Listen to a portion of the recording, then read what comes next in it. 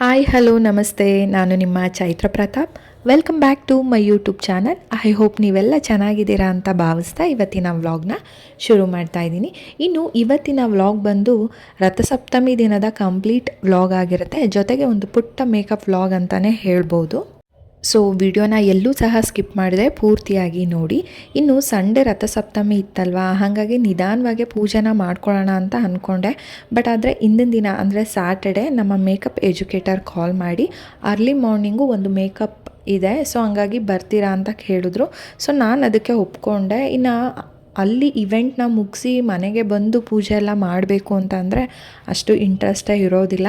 ಹಂಗಾಗಿ ನಾನು ಹೊರಡೋಕ್ಕೂ ಮುಂಚೆನೇ ಪೂಜೆ ಎಲ್ಲ ಮುಗಿಸ್ಕೊಂಬಿಡೋಣ ಅಂತ ಹೇಳಿ ಬೆಳಗ್ಗೆ ಒಂದು 4 ಗಂಟೆಗೆಲ್ಲ ಇದ್ದು ಪೂಜೆಗೆ ಎಲ್ಲನೂ ರೆಡಿ ಮಾಡ್ಕೊತಾ ಇದ್ದೀನಿ.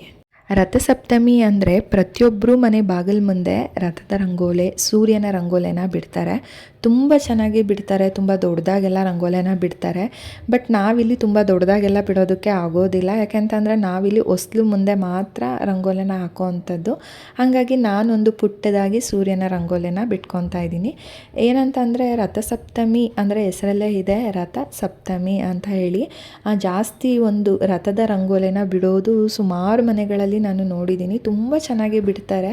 ಸೊ ನಾನು ಇಲ್ಲಿ ಬಿಡೋದಕ್ಕಾಗೋದಿಲ್ಲ, ಯಾಕೆಂದರೆ ಮಕ್ಕಳು ಓಡಾಡ್ತಿರ್ತಾರಲ್ವ, ಪೂಜೆ ಆಗೋವರೆಗೂ ರಂಗೋಲೆನ ನೀಟಾಗಿ ಇಡೋದಕ್ಕೆ ಬಿಟ್ರೇ ಅದು ಪರವಾಗಿಲ್ಲ ಅಂತ ಅಂದ್ಕೊಬೇಕು. ಅಲ್ಲಿವರೆಗೂ ಇರೋದೇ ಇಲ್ಲ. ಹಾಗಾಗಿ ನಾನು ತುಳಸಿ ಗಿಡಕ್ಕೆ ರಥದ ರಂಗೋಲೆನ ಬಿಟ್ಟು ಹೊಸ್ಲು ಮುಂದೆ ಸೂರ್ಯನ ರಂಗೋಲೆನ ಬಿಟ್ಟಿದ್ದೀನಿ.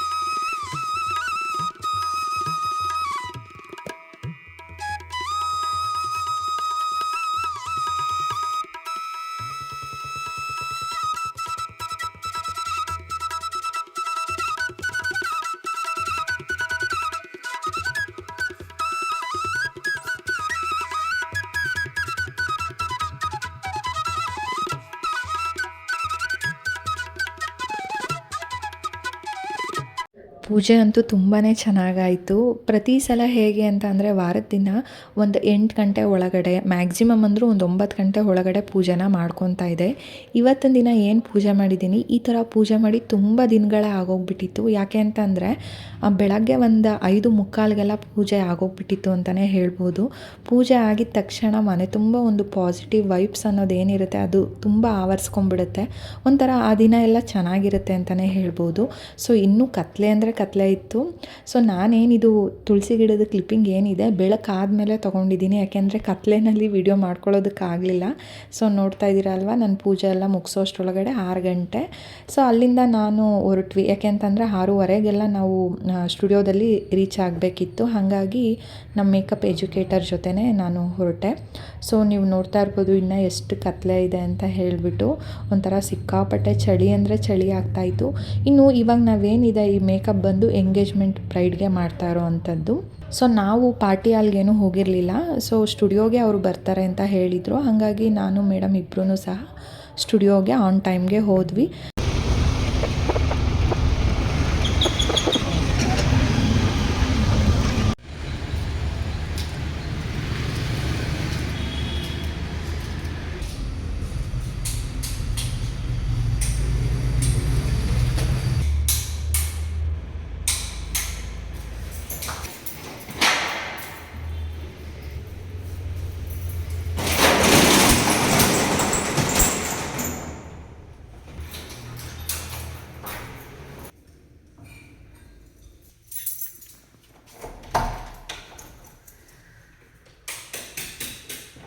ಮೇಕಪ್ ಕೋರ್ಸು ಮುಗಿಸಿದ್ಮೇಲೆ ಸ್ಟುಡಿಯೋಗೆ ಹೋಗಿರಲಿಲ್ಲ. ಸುಮಾರು ದಿನವೇ ಆಗೋಗ್ಬಿಟ್ಟಿತ್ತು ಸ್ಟುಡಿಯೋಗೆ ಹೋಗಿ. ಸೊ ನೋಡಿದ ತಕ್ಷಣ ಒಂಥರ ಖುಷಿ ಆಯಿತು ನನಗಂತೂ. ಏನೇ ಹೇಳಿ ನಾವು ಓದಿ ಬಂದಂಥ ಸ್ಕೂಲ್ ಆಗಿರ್ಬೋದು, ಕಾಲೇಜ್ ಆಗಿರ್ಬೋದು, ಇದನ್ನೆಲ್ಲ ಒಂದು ಮೆಮೊರಿ ಅಲ್ವಾ, ಮರೆಯೋದಕ್ಕೆ ಆಗೋದೇ ಇಲ್ಲ. ಸೊ ಈ ಜಾಗನೂ ಸಹ ಅದೇ ಥರನೇ. ಇನ್ನು ಮೇಕಪ್ ಎಲ್ಲ ಸೆಟ್ ಮಾಡಿ ಇಟ್ಬಿಟ್ಟಿದ್ರು ಮೇಡಮ್ಮು. ಮೇಕಪ್ ಅವ್ರು ಮಾಡ್ತಾಯಿದ್ರು, ಹೇರ್ ಸ್ಟೈಲ್ ಮತ್ತು ಸ್ಯಾರಿ ಡ್ರಪ್ಪಿಂಗು ನಾನು ಮಾಡಬೇಕಿತ್ತು. ಹಾಗಾಗಿ ಅಂದರೆ ಏನಿದೆ ಬ್ರೈಡ್ ಬರೋದಕ್ಕೂ ಮುಂಚೆನೇ ನಾವು ಈ ರೀತಿ ಎಲ್ಲ ಸೆಟ್ ಮಾಡಿ ಇಟ್ಕೊಂಡ್ಬಿಟ್ರೆ ನಮಗೆ ಮಾಡೋದಕ್ಕೆ ಬೇಗ ಹೆಲ್ಪ್ ಆಗುತ್ತೆ ಅಂತ ಹೇಳಿಬಿಟ್ಟು ನಾನು ಹೇರ್ ಸ್ಟೈಲ್ದೆಲ್ಲ ಏನಿದೆ ಆ್ಯಸಸರೀಸು, ಮಿಷನರಿ ಐಟಮ್ಸ್ ಎಲ್ಲ ನೀಟಾಗಿ ಸೆಟ್ ಮಾಡ್ಕೊಂಡಿದ್ದಾಯಿತು. ಇನ್ನು ನಮ್ಮ ಬ್ರೈಡ್ ಬರೋದು ಒಂದು 15 ಮಿನಿಟ್ಸ್ ಲೇಟ್ ಆಯಿತು ಅಂತಲೇ ಹೇಳ್ಬೋದು. ಆ ಟೈಮಲ್ಲಿ ನಾನು ಮೇಡಮ್ ಇಬ್ಬರು ಕೂತು ಒಂದು ಸ್ವಲ್ಪ ಹೊತ್ತು ಮಾತಾಡ್ತಾ ಇದ್ವಿ. ನಾನು ನೆಕ್ಸ್ಟು ಬ್ರೈಡ್ ಬಂದಮೇಲೆ ನಮ್ಮ ವರ್ಕ್ನ ಸ್ಟಾರ್ಟ್ ಮಾಡಿದ್ದಾಯಿತು. ನೀವು ನೋಡ್ತಾ ಇದ್ದೀರಾ ಹೇರ್ ಸ್ಟೈಲು ಯಾವ ಥರ ಬಂದಿದೆ ಅಂತ. ಸೊ ಬ್ರೈಡು ಯಾವ ಥರ ರೆಫರೆನ್ಸ್ ಫೋಟೋನ ಕಳಿಸಿದ್ರು ಅದೇ ಥರ ಅವ್ರ ರಿಕ್ವೈರ್ಮೆಂಟ್ ಏನಿದೆ ಅದೇ ಥರನೇ ಹೇರ್ ಸ್ಟೈಲು, ಮೇಕಪ್ಪು, ಸ್ಯಾರಿ ಡ್ರಪ್ಪಿಂಗ್ ಎಲ್ಲನೂ ಸಹ ಮಾಡಿಕೊಟ್ವಿ. ತುಂಬಾ ಖುಷಿಪಟ್ಟರು ಅಂತಲೇ ಹೇಳ್ಬೋದು.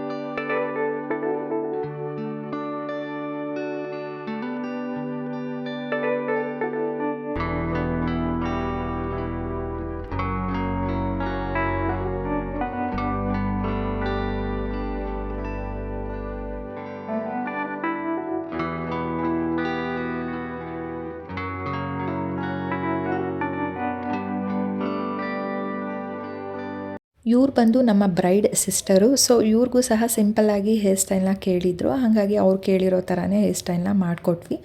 ಆನ್ ಟೈಮ್ಗೆ ಇಬ್ಬರೂ ಸಹ ರೆಡಿ ಮಾಡಿ ಕಳಿಸ್ಕೊಟ್ಟಿದ್ದಾಯಿತು.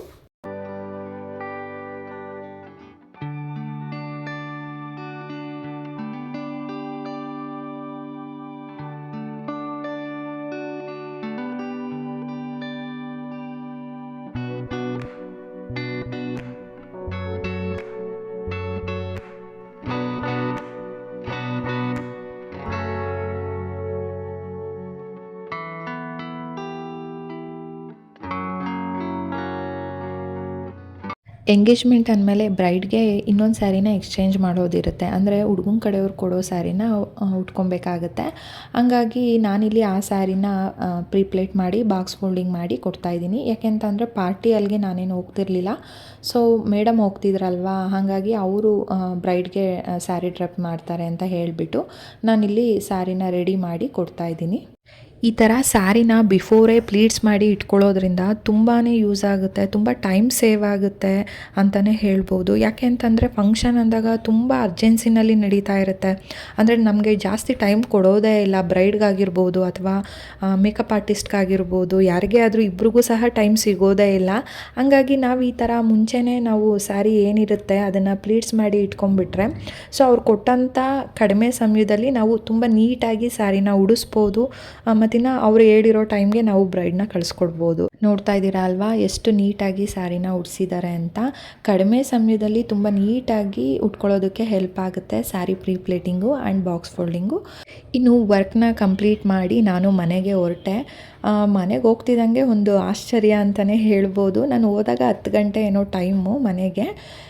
ಸೊ ಏನದು ಅಂತ ಅಂದರೆ ನಾನು ಹೋಗೋಷ್ಟ್ರೊಳಗಡೆ 3 ಜನ ಅಂದರೆ ಏನಿದ್ದಾರೆ ನಮ್ಮ ಮನೆಯವರು, ಖುಷಿ ಮತ್ತು ವೇದಾಂಶು 3 ಜನನೂ ಸಹ ಫ್ರೆಶ್ ಅಪ್ ಆಗಿ ಪೂಜೆ ಮಾಡಿ ಎಲ್ಲ ಕೆಲಸ ಕಂಪ್ಲೀಟ್ ಆಗಿಬಿಟ್ಟಿತ್ತು ಅಂತಲೇ ಹೇಳ್ಬೋದು. ನಾನು ಅದೇ ಅಂದ್ಕೊಂಡೆ, ಏನು 3 ಜನ ಬೇಗನೆ ಸ್ನಾನ ಎಲ್ಲ ಮುಗಿಸ್ಬಿಟ್ಟಿದ್ದೀರಾ ಅಂತ ಹೇಳಿಬಿಟ್ಟು. ಏನಕ್ಕೆ ಅಂತ ಅಂದರೆ ಆವತ್ತಿನ ದಿನ ರಥಸಪ್ತಮಿ ಇತ್ತಲ್ವ, ಸೊ ನಾನು ಹೋಗುವಾಗಲೇ ಹೇಳೋಗಿದ್ದೆ ಅವ್ರಿಗೆ. ಸೊ ನೀವೆಲ್ಲ ಬೇಗ ರೆಡಿ ಇದ್ದೀರಾ ಅಂತ ಅಂದರೆ ನಾವು ದೇವಸ್ಥಾನಕ್ಕೆ ಹೋಗೋಣ ಅಂತ ಹೇಳಿಬಿಟ್ಟು. ಹಂಗಾಗಿ 3 ಜನ ಸ್ನಾನ ಎಲ್ಲ ಮುಗಿಸಿ ದೇವ್ರ ಪೂಜೆ ಎಲ್ಲ ಮಾಡಿದರು. ಇನ್ನು ಹೋಟೆಲಿಂದ ಟಿಫನ್ ತೊಗೊಂಬಂದಿದ್ರು, ಯಾಕೆಂದರೆ ಆಲ್ರೆಡಿ 10 ಗಂಟೆ ಟೈಮ್ ಆಗಿದ್ದರಿಂದ ಮತ್ತೆ ನಾನು ಮನೆಗೆ ಬಂದು ಏನೂ ಮಾಡೋ ಸ್ಥಿತಿನಲ್ಲಿ ಇರಲಿಲ್ಲ. ಹಾಗಾಗಿ ಬರ್ತಾ ಹೋಟೆಲಿಂದನೇ ಟಿಫನ್ನ ತೊಗೊಂಡು ಬಂದಿದ್ದಾಯಿತು. ನೆಕ್ಸ್ಟು ನಾನೊಂದು ಸ್ವಲ್ಪ ಹೊತ್ತು ಮನೆಯಲ್ಲಿ ರೆಸ್ಟ್ ಮಾಡಿ ಅಲ್ಲಿಂದ ನಮ್ಮನೆ ಹತ್ರನೇ ಇರೋವಂಥದ್ದು ಲಾಸ್ಟ್ ವ್ಲಾಗ್ಗಳಲ್ಲೂ ನಾನು ಶೇರ್ ಮಾಡಿದ್ದೀನಿ. ಇದು ಬಂದು ದೇವಸ್ಥಾನ ಬಂಡಿ ಮಾಂಕಾಳಮ್ಮ ದೇವಸ್ಥಾನ ಏನಿದೆ ಅದರ ಆಪೋಸಿಟ್ಟೇ ಇರೋವಂಥದ್ದು ಪ್ರಳಯ ಕಾಲ ವೀರಭದ್ರ ಸ್ವಾಮಿ ದೇವಸ್ಥಾನ ಅಂತ ಹೇಳಿಬಿಟ್ಟು. ರಥಸಪ್ತಮಿ ದಿನ ತುಂಬ ವಿಜೃಂಭಣೆಯಿಂದ ದೇವಸ್ಥಾನದಲ್ಲಿ ಪೂಜೆ ನಡೆಯುತ್ತೆ. ಅಂದರೆ ಇಂದಿನ ದಿನ ಏನಿದೆ ರಥಸಪ್ತಮಿ ಬಂದು ಭಾನುವಾರ ಇದ್ದಿದ್ದಲ್ವ, ಹಾಗಾಗಿ ಸ್ಯಾಟರ್ಡೆ ಬಂದು ಕೊಂಡ ಆಯ್ತಾರೆ ಅಂದರೆ ದೇವ್ರಿಗೆ. ನೆಕ್ಸ್ಟ್ ಡೇ ಬಂದು ತೇರಿರುತ್ತೆ. ಸೊ ನಾನು ಇಂದಿನ ದಿನ ಹೋಗಿರಲಿಲ್ಲ. ಸೊ ಭಾನುವಾರ ಬಂದು ತೇರಿತ್ತಲ್ವ, ಹಾಗಾಗಿ ಅಲ್ಲಿಗೆ ಹೋಗೋಣ ಅಂತ ಹೇಳಿಬಿಟ್ಟು ಅಲ್ಲಿಗೆ ಹೊರಟ್ವಿ.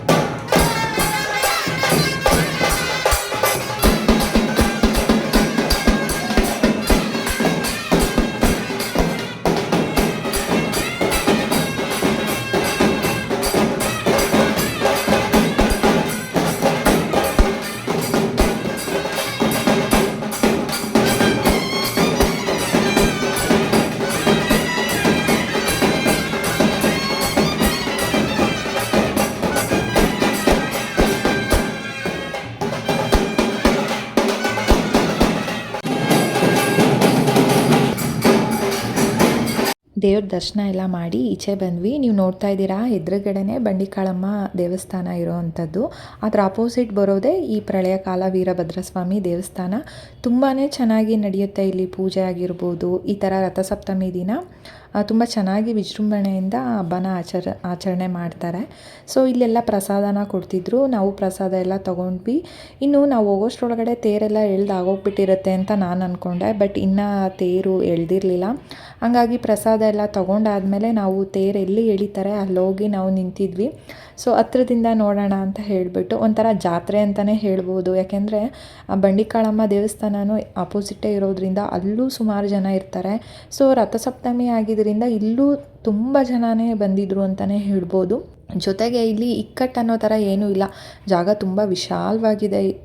ಎಷ್ಟು ಜನ ಬಂದ್ರೂ ಗೊತ್ತಾಗೋದೇ ಇಲ್ಲ, ತುಂಬ ವಿಶಾಲವಾಗಿ ಇದೆ ದೇವಸ್ಥಾನ. ನೀವು ನೋಡ್ತಾ ಇರ್ಬೋದು ತೇರನ್ನು ಎಳಿತಿದ್ದಾರೆ. ಸೊ ದೇವ್ರ ದರ್ಶನ ಮಾಡಿದ್ವಿ, ತುಂಬಾ ಖುಷಿ ಆಯಿತು. ಹೋಲ್ ಡೇ ಅಂತಲೇ ಹೇಳ್ಬೋದು. ಸೊ ಆವತ್ತಿನ ದಿನ ಹೋಲ್ ಡೇ ಫುಲ್ ಒಂದು ಪಾಸಿಟಿವ್ ವೈಬ್ಸ್ ಇತ್ತು ಅಂತಲೇ ಹೇಳ್ಬೋದು. ನಾವು ಸಹ ಫುಲ್ ಎನರ್ಜೆಟಿಕ್ ಆಗಿದ್ವಿ. ಒಂಥರ ಆವತ್ತಿನ ದಿನ ತುಂಬ ಚೆನ್ನಾಗಿ ಹೋಯಿತು ಅಂತಲೇ ಹೇಳ್ಬೋದು. ಸೊ ಇಲ್ಲಿಗೆ ಈ ವ್ಲಾಗ್ನ ಎಂಡ್ ಮಾಡ್ತಾ ಇದ್ದೀನಿ. ನೀವೆಲ್ಲ ವಿಡಿಯೋನ ಪೂರ್ತಿಯಾಗಿ ನೋಡಿದ್ದೀರಾ ಅಂತ ಭಾವಿಸ್ತೀನಿ. ನಿಮಗೇನಾದರೂ ಇಷ್ಟ ಆಗಿದರೆ ದಯವಿಟ್ಟು ಲೈಕ್ ಮಾಡಿ. ಹೊಸದಾಗಿ ಚಾನಲ್ನ ನೋಡ್ತಿರೋರು ಸಬ್ಸ್ಕ್ರೈಬ್ ಮಾಡಿಕೊಂಡು ಚಾನಲ್ನ ನೋಡಿ ಸಪೋರ್ಟ್ ಮಾಡಿ ಅಂತ ಹೇಳ್ತಾ ಮತ್ತೆ ಇನ್ನೊಂದು ವ್ಲಾಗ್ ಜೊತೆ ಸಿಗ್ತೀನಿ. ಅಲ್ಲಿವರೆಗೂ ಸಿ ಯು, ಬಾಯ್ ಸ್ನೇಹಿತರೆ. Thank you.